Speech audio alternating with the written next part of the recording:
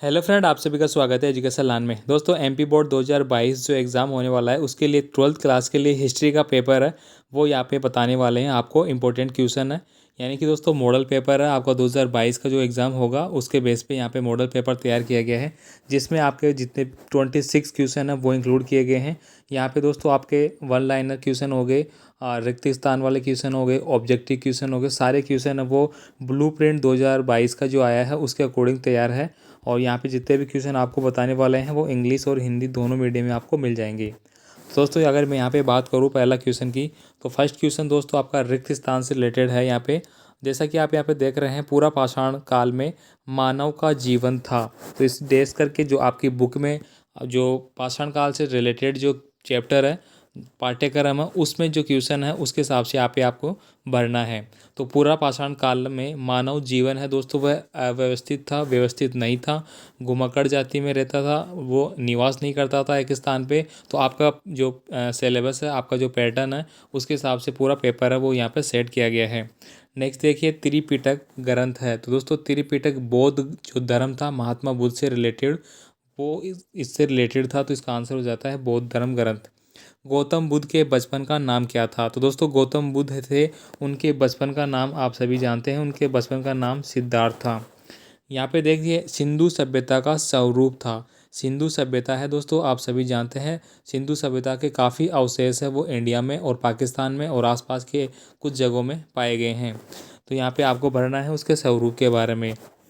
Next यहाँ पे question number 5 है, सांची मध्य प्रदेश के स्तूप है उसका निर्माण किसके द्वारा करवाया गया? तो ये आप सभी जानते हैं, सम्राट अशोक के द्वारा इसका निर्माण है वो करवाया गया था। तो ये यहाँ पे भर जाएगा।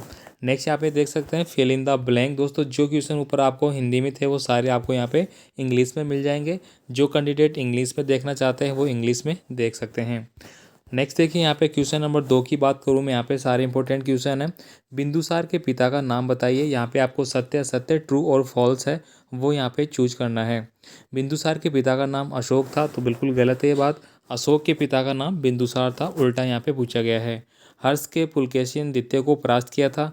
गुप्त काल के अधिकांश शासक वैष्णव धर्म के अनुयायी थे। पल्लवों की राजधानी कांची थी।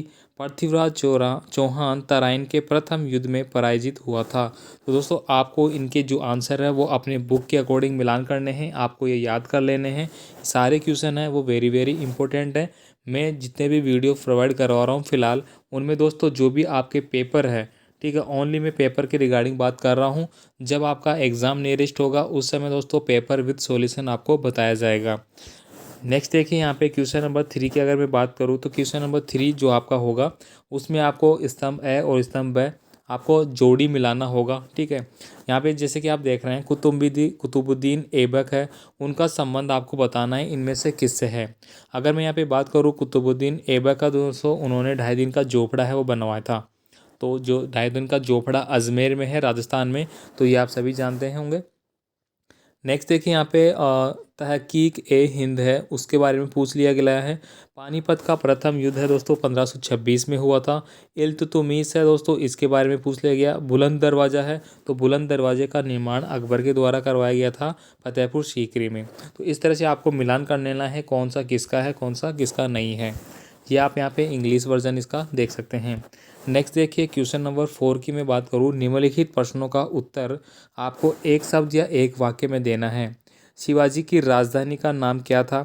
ईस्ट इंडिया कंपनी की स्थापना कब हुई? तो ईस्ट इंडिया कंपनी की स्थापना अपन मानते हैं 1600 ईस्वी में हुई थी, लेकिन आपकी बुक में आपके जो पेपर है उसके अकॉर्डिंग आपको इसका आंसर देना है। यहाँ पे देखिए, क्वेश्चन नंबर 3 है, डचों ने भारत में अपना प्रथम कारखाना कहाँ पे स्थापित किया?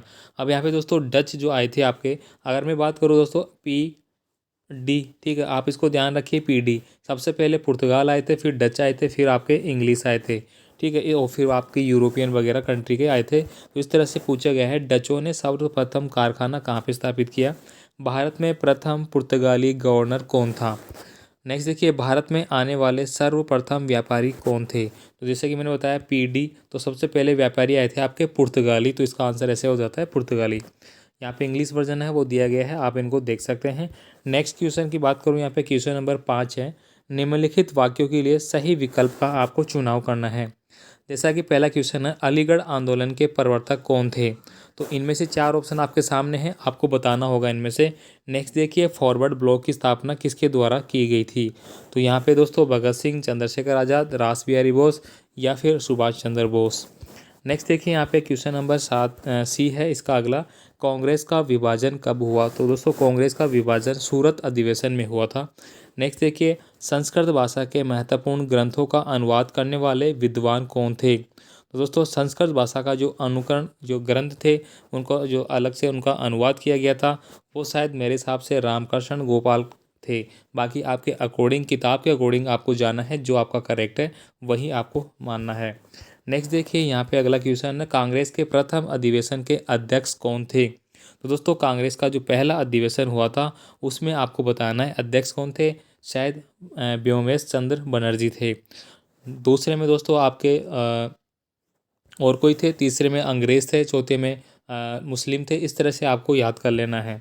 नेक्स्ट यहाँ पे आप देख सकते हैं इनका इंग्लिश वर्जन भी आपको दिखाई दे जाएगा, साथ साथ आप इसका भी स्क्रीनशॉट ले सकते हैं। नेक्स्ट देखिए यहाँ पे आपको थोड़े बड़े वाले क्वेश्चन आ चुके हैं। यहाँ पे क्वेश्चन नंबर 6 की मैं बात करूँगा, नवपाषाण काल के 2 प्रमुख औजारों के नाम आपको बताने हैं। तो दोस्तों नवपाषाण काल में जो मानव है वह उसने व्यवस्थित जीवन रहना शुरू कर दिया था। उसमें उसने पहिए का आविष्कार कर लिया था, कुल्हाड़ी वगैरह का निर्माण उन्होंने कर लिया था। तो इस तरह से वो फसल भी कर मतलब खेती भी करने लग गया था। तो इस तरह से आप इनके आंसर वो बता सकते हैं। साथ ही यहाँ पे पूरा पाषाण काल में प्रमुख भोजन के नाम बताइए। तो पूरा पाषाण काल में प्रमुख भोजन की बात करें तो कलमूद खाया करता था वह, और शिकार करके खाया करता था। यानी कि शिकार करने के अलावा वह कलमूद जो होते हैं वो खाते थे। नेक्स्ट देखिए यहाँ पे क्वेश्चन नंबर 7 है, सिंधु सभ्यता के नगर निर्माण की 2 विशेषताएं आपको बतानी है।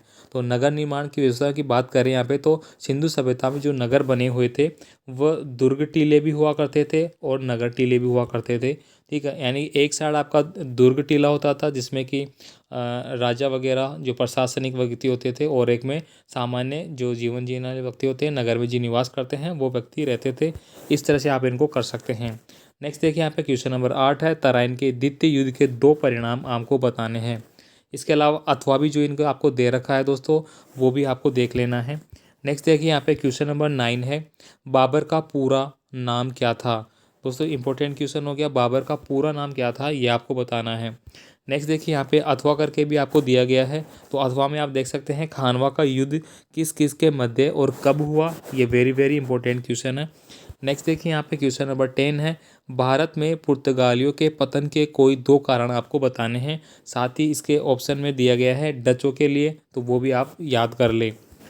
नेक्स्ट देखिए यहाँ पे क्वेश्चन नंबर 11 है। इससे पहले मैं आपको बता दूं दोस्तों कि जितने भी क्वेश्चन पेपर आपको प्रोवाइड करवा जा रहे हैं वो एकदम ऑथेंटिक है और पिछली जो परीक्षाएं आपकी हो चुकी है उनके आधार पे तैयार है। और आपसे रिक्वेस्ट होगी चैनल पे नए हैं तो चैनल को सब्सक्राइब जरूर रखें, बेल आइकन दबा के रखें और वीडियो को दोस्तों के साथ ज़रूर शेयर करें और कमेंट करके बताइए आपको नेक्स्ट पेपर है वो किस सब्जेक्ट के रिगार्डिंग चाहिए। क्वेश्चन नंबर 11 आप यहाँ पे देख सकते हैं, शेरशाह सूरी के शासनकाल की 3 विशेषताएं हैं वो आपको यहाँ पे बतानी है। इसके अलावा ऑप्शन दिया गया है यहाँ पे अकबर द्वारा कठिनाइयों के कोई 3 समाधान लिखिए। नेक्स्ट देखिए यहाँ पे क्वेश्चन नंबर 12 है, शाहजहाँ के शासनकाल की कोई 3 उपलब्धियाँ आपको बतानी है। इसके अलावा औरंगजेब के धार्मिक नीति के बारे में आपसे पूछा गया है, दोनों में से आपको कोई भी एक आंसर देना होगा। क्वेश्चन नंबर 13 आप यहाँ पे देखिए, उपग्रंथियों की उत्पत्ति की कोई 3 कारण बताइए या फिर असहयोग आंदोलन के कोई 3 प्रमुख प्रभाव लिखिए। असहयोग आंदोलन जो कि गांधी जी के द्वारा चलाया गया था, आपको इनके कोई 3 प्रभाव बताने हैं। 14 वाला क्वेश्चन है, इसमें भी आपका वही आ गया असहयोग आंदोलन के बारे में। और नेक्स्ट देखिए इसके अथवा में दिया गया है, भारत छोड़ो आंदोलन के असफलता के कोई 3 कारण बताइए। तो ये वेरी वेरी इंपॉर्टेंट क्वेश्चन है दोस्तों, भारत छोड़ो आंदोलन जो कि 1942 में हुआ था, तो इसके रिगार्डिंग आपको अच्छे से याद कर लेना है, ये प्रश्न आपको एग्जाम में आ सकता है। नेक्स्ट देखिए क्वेश्चन नंबर 15 की अगर मैं यहाँ पे बात करूँ, प्राचीन भारतीय इतिहास के निर्माण में अभिलेख के कोई 4 महत्व लिखिए। दोस्तों आपने पढ़ रखा होगा सम्राट अशोक के अभिलेख थे, जिनमें कि वृद्ध अभिलेख, शिलालेख अभिलेख हो गए, गुहा अभिलेख हो गए। तो इनमें से आपको पढ़ लेना है, कौन सा भी आपसे पूछा जा सकता है। साथ ही इसके ऑप्शन में दिया गया है, पूरा पाषाण काल में मानव जीवन की कोई 4 विशेषताएं आपको बतानी है, मानव कैसे अपना जीवन व्यतीत करता था। क्वेश्चन नंबर 16 आप यहाँ पे देखिए, सिंधु सभ्यता के कोई 4 स्थलों के बारे में आपको लिखना है। यानी कि 4 स्थल दोस्तों आप देख सकते हैं यहाँ पे, लोथल हो गया, कालीबंगा हो गया, हड़प्पा हो गया, ठीक है, मोहनजोदड़ो हो गया, काफ़ी सारे हैं दोस्तों। तो ये आप कोई भी 4 आपको यहाँ पे बताना है। नेक्स्ट देखिए यहाँ पे सिंधु सभ्यता के कोई 4 विनाश के कारण बताइए कि सिंधु सभ्यता किस तरह से विनाश हुआ, उसका क्या कारण था, ये आप यहाँ पे बता सकते हैं। नेक्स्ट देखिए क्वेश्चन नंबर 17 है, कला और साहित्य के क्षेत्र में चोलों की कोई 4 उपलब्धियाँ आपको बतानी है, या फिर ऑप्शन में है आपको चोलकालीन प्रशासन की कोई 4 व्यवस्थाएं हैं उनके बारे में बताइए। तो अथवा करके जो भी क्वेश्चन आपसे पूछे जा रहे हैं इनमें से दोनों में से कोई सा भी एक आप आंसर दे सकते हैं। 18 क्वेश्चन देखिए, शिवाजी की कोई 4 सैन्य व्यवस्थाएं आपको बतानी है। इसी के अलावा शिवाजी का एक और क्वेश्चन है, शिवाजी की कोई 4 राज्य व्यवस्थाओं के बारे में आपको बताना है। राज्य व्यवस्था और सैन्य व्यवस्था दोनों के बारे में पूछा गया है। नेक्स्ट देखिए यहाँ पे क्वेश्चन नंबर 19 है, भारत में अंग्रेजों की सफलता के कोई 5 कारण आपको बताने हैं कि अंग्रेज भारत में क्यों सफल हो गए। नेक्स्ट देखिए यहाँ पे प्लासी के युद्ध के कोई 5 परिणाम आपको बताने हैं। Very very important question mark कर लीजिए। प्लासी के युद्ध के बारे में लगभग बोर्ड के एग्जाम जब भी होते हैं उसमें क्वेश्चन आपका ज़रूर बनता है। नेक्स्ट देखिए यहाँ पे क्वेश्चन नंबर 20 है, 1857 की क्रांति के 4 सैनिक कारण बताइए। अब आप सभी जानते होंगे 1857 की क्रांति है जो कि मंगल पांडे से रिलेटेड है। तो आपको बताना है कि क्रांति में 4 सैनिक कारण क्या थे जिनके कारण कि 1857 की क्रांति है उसको शुरू किया गया। नेक्स्ट देखिए यहाँ पे पिट्स इंडिया एक्ट की 4 धाराएं हैं उनके बारे में आपको बताना होगा। क्वेश्चन नंबर 21 की बात करें, राष्ट्रीय आंदोलन में मध्य प्रदेश के कोई 4 योगदान बताइए। यानी कि दोस्तों राष्ट्रीय आंदोलन हुए थे उनमें मध्य प्रदेश की ओर से क्या कुछ किया गया था उसके बारे में कोई 4 बिंदु आपको बताने हैं। या फिर आप बता सकते हैं मध्य प्रदेश के कोई 4 प्राचीन स्मारकों के बारे में। क्वेश्चन नंबर 22 देखिए, अशोक की महानता के कोई 5 कारण बताइए।